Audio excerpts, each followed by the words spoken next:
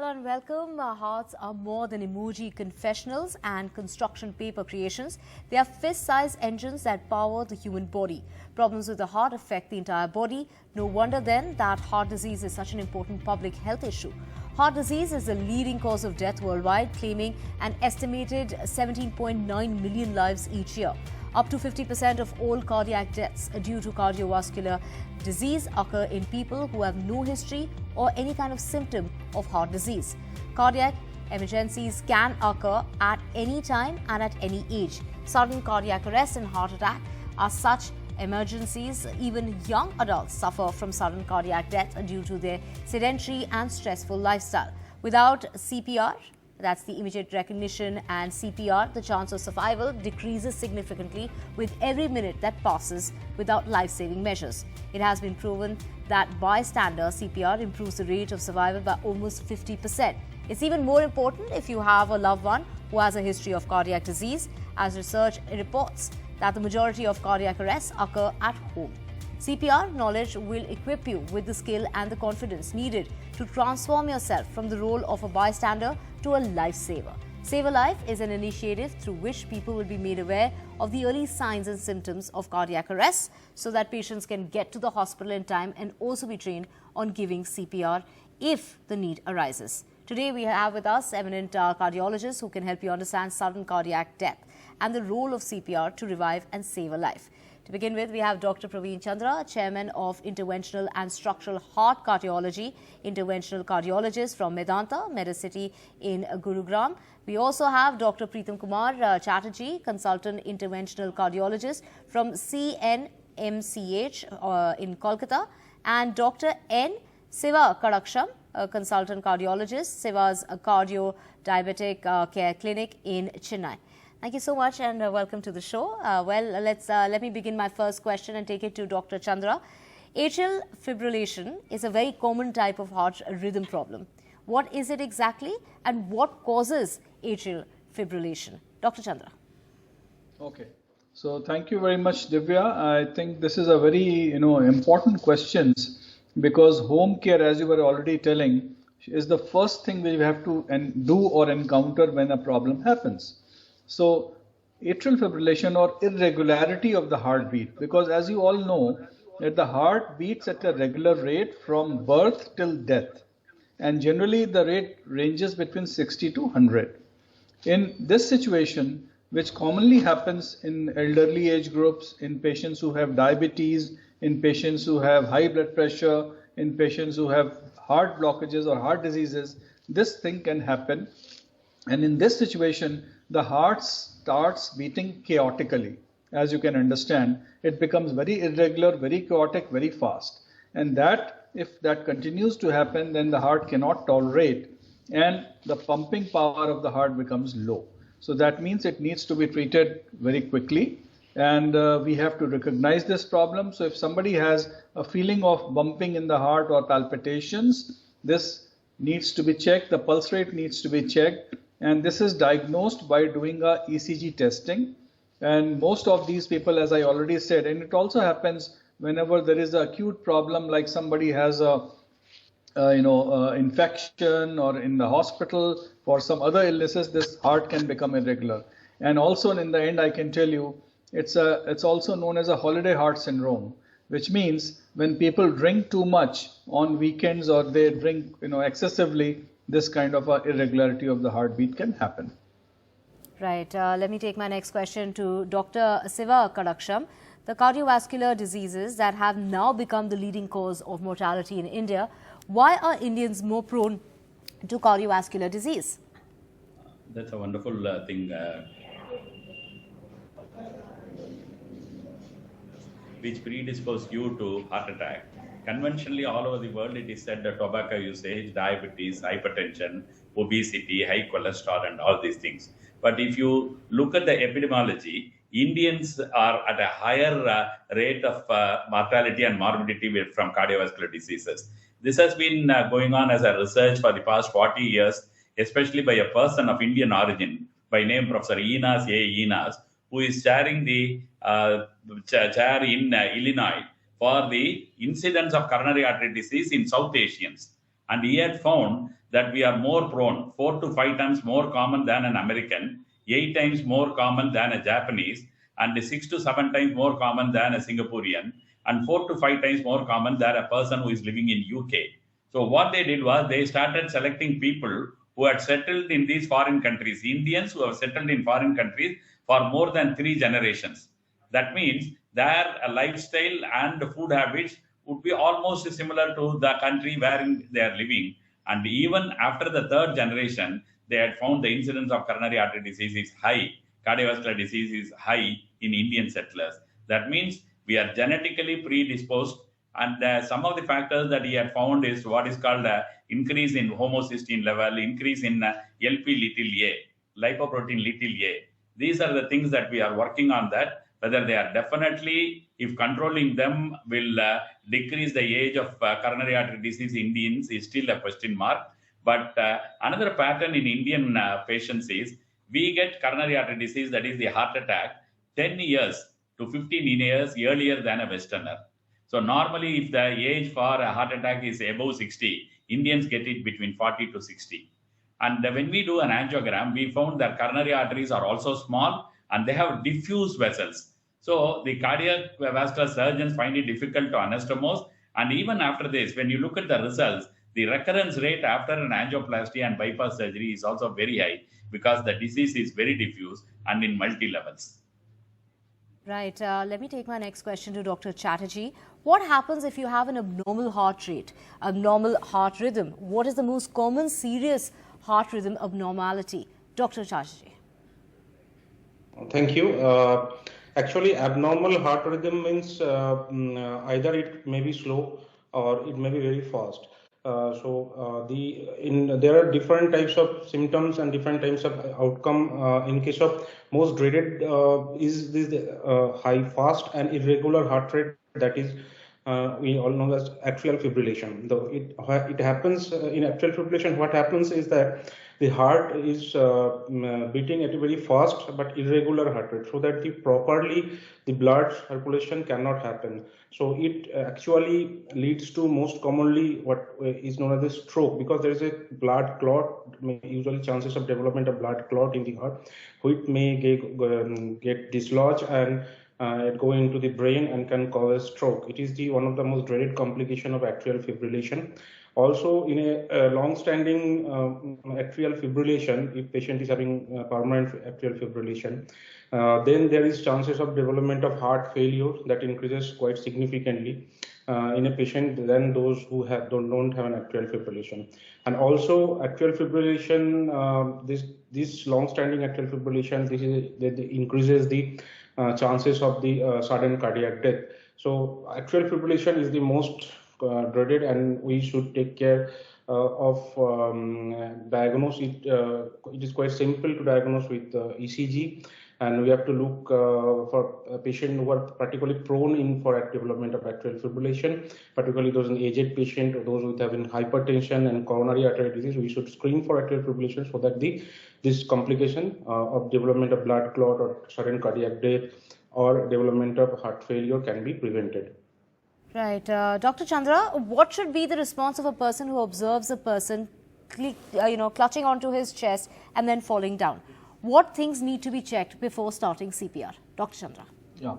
So this is a very, very important thing for people to know what should be the first immediate response when somebody collapses. So if you see somebody who is clasping the chest and falling down, that means he has developed a cardiac heart attack and a cardiac arrest. Cardiac arrest means that the heart is completely stopped. So how do we know that? So you immediately make the patient lie down on a hard surface, maybe on the ground itself. Do not hesitate to put the patient on ground straight, and then assess whether he is breathing. Is there any sign of life or not? Which means that the pulse, which you can put a hand on the neck arteries or just on the heart and see if there is nothing happening, no pulsations, no breathing. That means he has developed a cardiac arrest, cardiopulmonary arrest, and that is the time when we have to initiate the process of CPR or cardiopulmonary resuscitation, which is a very emergency procedure, and it can save lives if it is done properly and also done at the quick time. So response rate has to be very quick. So Once we recognize this, we have to immediately shout for help, because you cannot alone take care of this person. So shout for help. Then earliest, easiest person should come in, and he can make a call to the emergency medical services. And if there is no sign of breathing, then start making a mouth-to-mouth breathe and give cardiac compression. And cardiac compression should be very forceful, not that much that you break the ribs, but certainly forceful enough to compress the heart. It should not be just touching it. So we have to give a full force and make the heart start beating with your own hands. And you continue this for about, maybe 1 minute. See if there is anything happening or not. If not, then you keep continuing this compression and keep giving respiration also. Compression is very, very important. And you have to continue this till you receive a medical help, or you are tired, you give it to another person who can do it. But do not leave the patient like that, because that will not make him save his life. So continue. And we have seen, I have treated those patients where we continued this for 45 minutes and still the patient could go home. But then it is very, very intense. We have to do it continuously. One person cannot do it. He take help of other people by shifts. And once he starts breathing, once he starts getting a heart rhythm back, then we can immediately shift him to a medical facility. So this is the process of CPR. And you already mentioned that if you do it at the right time, right way, lot of lives can be saved. So that is very, very important. And also at the same time, I must say, now there should be more, information or knowledge about the automatic external defibrillator, which should be available in public places. So in case somebody collapses in a public place, also one should try to use the AED, which is the automatic external defibrillator. And I'm sure many such defibrillators will be available in future in most of the public places in India. Right. My next question is for Dr. Siva Kadaksham. Cardiovascular or heart-related emergencies are common and often cause several deaths. What are some common heart-related, emergencies, Dr. Siva Kadaksham? I would recall at least 3 main types of cardiac emergencies. Middle of the night or early morning, people just come up with sudden onset of breathlessness. This breathlessness usually is secondary to what we call as pulmonary edema. We also call it as ADHF, acute decompensated heart failure. What happens is they go to bed normally, but their pumping capacity is slightly reduced or more reduced because of some previous disease in the heart muscle. And they suddenly wake up in the middle of the night, rushing towards the window for breath. And this is what is called acute pulmonary edema. This is one cardiac emergency. The second cardiac emergency is acute chest pain. Patient comes with acute chest pain, a compressive in nature, with radiation to the lower jaw or to the left arm. And he says, I have never felt such a pain in my life. It is like keeping a heavy stone on my chest. This is the second most important cardiac emergency. Usually we attribute it to angina or a massive heart attack. And the third one is what the other 2 cardiologists were talking, a sudden onset of palpitation. It can occur at any time. It can be due to atrial fibrillation, but if it is going to throw the patient down with sudden cardiac death, it is due to ventricular fibrillation or ventricular flutter. So what is important is these 3 are the common cardiac emergencies: a palpitation or a breathlessness or a severe chest pain, for which they seek the medical attention immediately. Right. Thank you so much, Doctor. We will continue our show on the other side of a very short break. Do stay with us.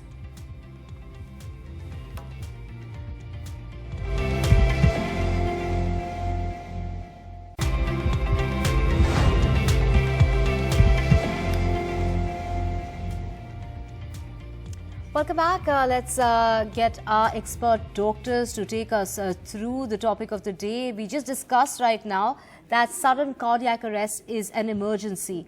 What are the existing heart conditions which can lead to sudden cardiac arrest? Let me take this question to Dr. Chatterjee. The most sudden cardiac arrest is mostly defined as that the patient usually dies within the first hour of the onset of the symptoms. So most commonly it is due to the ventricular fibrillation, the arrhythmia, abnormal arrhythmia, ventricular fibrillation or flutter. But the causative agent of this ventricular fibrillation mostly commonly is associated with the coronary artery disease. That's the acute heart attack can cause sudden massive MI, myocardial infarction, can cause this sudden cardiac death. Also, there are various arrhythmogenesis, this abnormal heart rhythm abnormalities, which are some genetically derived.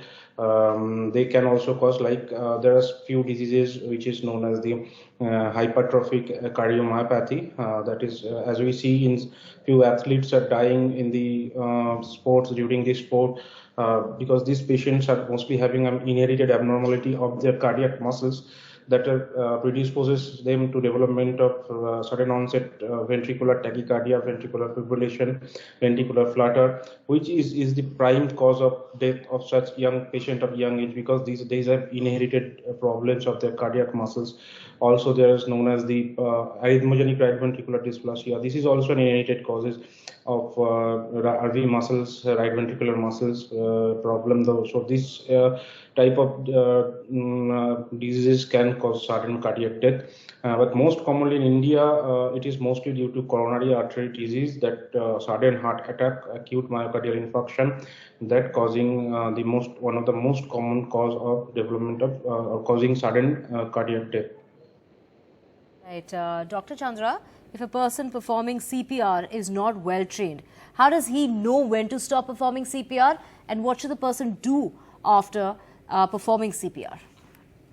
So basically, this is a very important thing for our society, and in general, people must know something about CPR, because lot of patients and lot of people in family and friends, they suddenly they develop this problem of sudden cardiac arrest, and then there is nobody to take care of that, and that golden moment of those few minutes, if that is lost, then we can't save these patients. Even if we are able to save, their brain activity goes away. So CPR should be done immediately as it happens. And if somebody is now doing a CPR, compressing the chest, and starts seeing that there is signs of life, then he should make arrangements for the patient to move to the nearest facility. But if it is no sign of life, then he should continue this CPR with the help of the other person. So one should take turns, like 5 to 10 minutes each. They should keep compressing, change over, and then once the patient starts showing signs of life, they can then shift the patient to a nearby facility. And of course, this training, CPR training, is very simple. It doesn't take too much time to learn or know. One can even see it from YouTube videos, or one can go to the many heart association videos where the way to do CPR is available. One should not shy away from doing such kind of thing. Dr. Siva Karaksham, does CPR apply in both conditions, to cardiac arrest as well as heart attack? Cardiac arrest, CPR is a must. If the heart attack causes a cardiac arrest, all heart attacks do not cause cardiac arrest. They only cause pain and ECG changes, enzyme changes. But due to a heart attack, if the person suddenly collapses, as Dr. Praveen Chandra said, we will have to look at his pulse, see his response. If both are not available, that means with the heart attack, he has gone in for a cardiac arrest. So all cardiac arrest requires CPR, but not all heart attacks will result in cardiac arrest. Let's also take my next question to Dr. Chatterjee. Cardiopulmonary, this is the CPR that we are talking about, is a life-saving technique. What exactly happens during CPR? Yes, the technique is very simple. A common man also can do it if they have some information prior.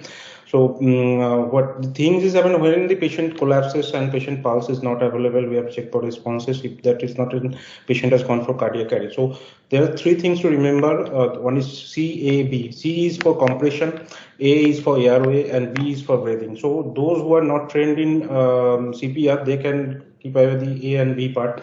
The most important thing is the compression, which maintains the circulation. So what we have to do, that you have to place the patient in a firm surface, and we have to kneel down near his chest and take the heel of the palm and put it over the sternum, that is the breastbone, and put another hand over there and give rapid compression like this in 100 to 120 per minute. And we have to keep in mind that the chest should be get compressed, and we have to give time to it recoil back, and then again have to compress. We have to go for 100 to 120 beats, 120 compression, and the depth of the compression should not exceed 6 centimeter. The average it is 2 inch, that is 5 centimeter, that is sufficient. And if aid is coming, or think that the next step is to we have to secure the airway. So what we have to do, we have to lift the head, and you have to tilt the head and lift the chin like this, so that the airway gets patent, and we can give breathing. Also, the last part is that we have to give mouth to mouth breathing, or sometimes mouth to nose breathing can be given. And so we have to look that the 2 breath should to be given, and we have to see whether the chest is rising or not. Then we have to again go for the chest compression. So we have to think the most important thing is that the compression. We have to, if the airway breathing is not done, it's still okay, but the compression has to be go on for 100 to 120 per minute until the aid arrives. Right. So let me take my next question to Dr. Chandra. For decades now, aspirin has been used to prevent and manage heart disease and stroke. What's the role of aspirin in the treatment of heart disease? Dr. Chandra. Yeah, okay. So, Divya, this is a very, very important drug.